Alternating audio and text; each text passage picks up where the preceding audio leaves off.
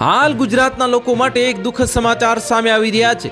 ગુજરાતમાં પાણીના તળ બહુ જ ઊંડા જઈ રહ્યા છે અને બેફામ રીતે ભૂગર્ભ જળનો ઉપયોગ ગુજરાતના અનેક જિલ્લાઓમાં થઈ રહ્યો છે। લોકો મન ફાવે તેમ ગુજરાતની ધરતીમાંથી પાણી ઉલેચી રહ્યા છે ને પરંતુ એક અહેવાલ તમને આ પાણી ન પીવા મજબૂર કરી દેશે। પરંતુ હવે એક ચોંકાવનારો ખુલાસો થયો છે। ગુજરાતના અનેક શહેરમાં ભૂગર્ભ જળમાં નાઇટ્રેટનું પ્રમાણ મળી આવ્યું છે।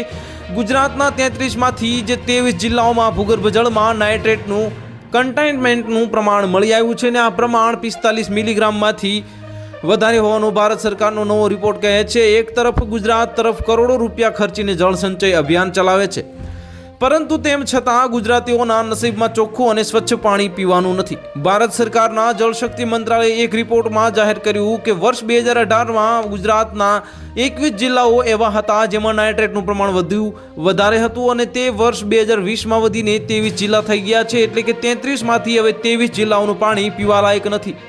આ જિલ્લાના ભૂગર્ભ જળના પાણીમાં નાઇટ્રેટનું પ્રમાણ વધારે છે। પાણીમાં નાઇટ્રેટ મળી આવવાનું કારણ ખેતીમાં કૃત્રિમ નાઇટ્રોજનયુક્ત વધારે પડતો ઉપયોગ છે અને પીવાના પાણીમાં ગટરના પાણીનું ભળી જવાનું છે।